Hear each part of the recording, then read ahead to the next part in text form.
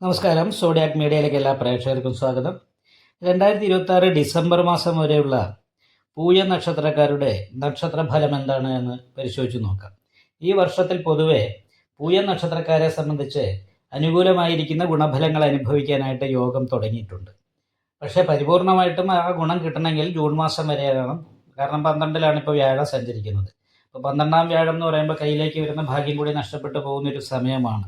അഷ്ടമത്തിലാണ് രാഹു നിൽക്കുന്നത്. അത് കാരണം കൊണ്ട് നടുവേദന പോലെയുള്ള രോഗാവസ്ഥ കാര്യങ്ങൾക്ക് യോഗമുണ്ട്. മാത്രമല്ല ജൂൺ മാസത്തിന് മുമ്പ് ഏപ്രിൽ മാസം മുതലുള്ള സമയത്തൊക്കെ വേണ്ടപ്പെട്ടവരൊക്കെ അകന്നു പോകാൻ ഇടവരാനുള്ള സാധ്യതയുണ്ട്. നടുവേദന പോലെയുള്ള രോഗാവസ്ഥ വർദ്ധിക്കാനായിട്ട് സാധ്യതയുള്ള സമയമാണ്.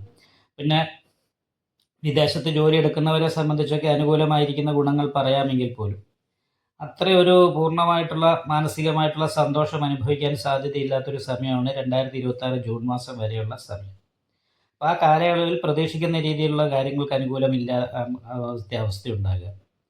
ദാമ്പത്യ സുഖക്കുറവ് പോലെയുള്ള പ്രശ്നങ്ങൾ ഉണ്ടാകാനിട വരിക, സാമ്പത്തിക ഞെരുക്കം അനുഭവപ്പെടുക, നല്ല ഉദ്ദേശത്തോടുകൂടി സംസാരിച്ചാലും ചില സമയത്ത് കേൾക്കുന്നവർക്ക് അപ്രിയമായിട്ട് തോന്നുക, ഇങ്ങനെയുള്ള പ്രതിസന്ധികൾക്കൊക്കെ യോഗമുള്ളൊരു സമയമാണ്.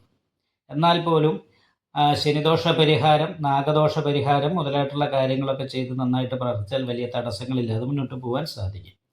എന്നാൽ ജൂൺ മാസം മുതൽ കാര്യങ്ങളൊക്കെ അനുകൂലമായി വരും. കാരണം ജന്മത്തിലേക്ക് വ്യാഴം വരും. അപ്പോൾ 12-ൽ നിൽക്കുന്ന വ്യാഴത്തേക്കാൾ കൂടുതൽ അനുകൂലമായിരിക്കുന്ന ഗുണഫലങ്ങൾ ജന്മത്തിൽ നിൽക്കുമ്പോൾ ഉണ്ടാകുന്നത് കൊണ്ട് ദൈവാധീനം ഒരു പരിധി വരെയൊക്കെ അനുകൂലമായി വരും. അതായത് ഭാഗ്യാധിപത്യം വഹിച്ചു നിൽക്കുന്ന വ്യാഴമാണ് ജന്മത്തിലേക്ക് വരുന്നത്. അപ്പം ഭാഗ്യവർദ്ധനവിന് യോഗം ഉണ്ടാകും. ദൈവാധീനക്കുറവുണ്ടെങ്കിൽ പോലും ഭാഗ്യവർദ്ധനവിന് യോഗമാണ്. അപ്പോൾ അത് കാരണം വിഷ്ണു ക്ഷേത്രത്തിൽ നെയ്വിളക്ക്, ഭാഗ്യസുത്താർച്ചന മുതലായിട്ടുള്ള വഴിപാടുകളൊക്കെ തുടർച്ചയായിട്ട് ചെയ്തുകൊണ്ടിരിക്കുക.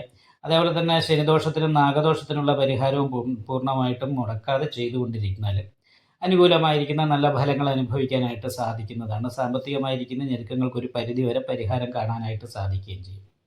അപ്പോൾ ജൂൺ മാസം വരെയുള്ള സമയം അത്ര അനുകൂലമല്ലെങ്കിൽ പോലും ജൂൺ മാസത്തിന് ശേഷം അനുകൂലമായിരിക്കുന്ന ഒരു സമയമാണ് വരുന്നത്. പക്ഷേ ഒരു ഒക്ടോബർ മാസം കഴിഞ്ഞാൽ രക്ഷാസ്ഥാനത്തേക്ക് സർവൈശ്വരകാരകനായിരിക്കുന്ന വ്യാഴം വരുന്നത് കൊണ്ട് അതിനുശേഷം ഇങ്ങോട്ട് സാമ്പത്തികമായ നല്ല ഉയർച്ച ഉണ്ടാകാനായിട്ടും അതുവരെ തടസ്സപ്പെട്ടിരുന്ന കാര്യങ്ങൾക്കൊക്കെ പരിഹാരം കാണാനായിട്ട് സാധിക്കുകയും ചെയ്യും.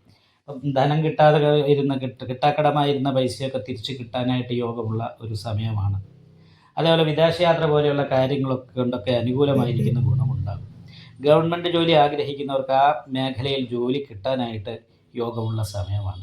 അപ്പോൾ എല്ലാ രീതിയിലും അനുകൂലമായിരിക്കുന്ന ഗുണഫലങ്ങൾക്ക് യോഗമുണ്ട്. എന്നാലും നാഗപൂജ തുടർന്നും ചെയ്തുകൊണ്ടിരിക്കണം.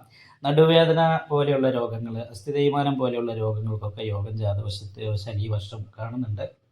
അപ്പോൾ അതിനൊക്കെ പരിഹാരങ്ങൾ ചെയ്യുക, നല്ല പ്രാർത്ഥന ചെയ്യുക, ഇങ്ങനെയുള്ള കാര്യങ്ങളാണ് ശ്രദ്ധിക്കേണ്ടത്. ഈ കാര്യങ്ങൾക്കൊക്കെ ശ്രദ്ധയൊക്കെ ഉണ്ടെങ്കിൽ നല്ല പ്രാർത്ഥനയും ക്ഷേത്ര ദർശനം പോലെയുള്ള കാര്യങ്ങൾക്ക് ശ്രദ്ധയും ഉണ്ടെങ്കിൽ വലിയൊരു തടസ്സമില്ലാതെ ഈ വർഷത്തിൽ അനുകൂലമായിരിക്കുന്ന ഗുണഫലങ്ങൾ അനുഭവിക്കാനും മാസാവസാനത്തോടുകൂടി നല്ല വർഷാവസാനത്തോടുകൂടി നല്ല ഉയർച്ചയിലേക്ക് എത്തിച്ചേരാനും സാധിക്കും.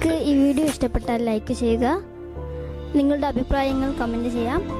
ജ്യോതിഷവുമായി ബന്ധപ്പെട്ട കൂടുതൽ കാര്യങ്ങൾ അറിയാൻ ഈ ചാനൽ സബ്സ്ക്രൈബ് ചെയ്യുക. ഞങ്ങളുടെ ഓൺലൈൻ കൺസൾട്ടൻസി നമ്പർ താഴെ ഡിസ്ക്രിപ്ഷൻ ബോക്സിൽ കൊടുത്തിട്ടുണ്ട്. ആവശ്യമുള്ളവർക്ക് കോൺടാക്റ്റ് ചെയ്യാവുന്നതാണ്.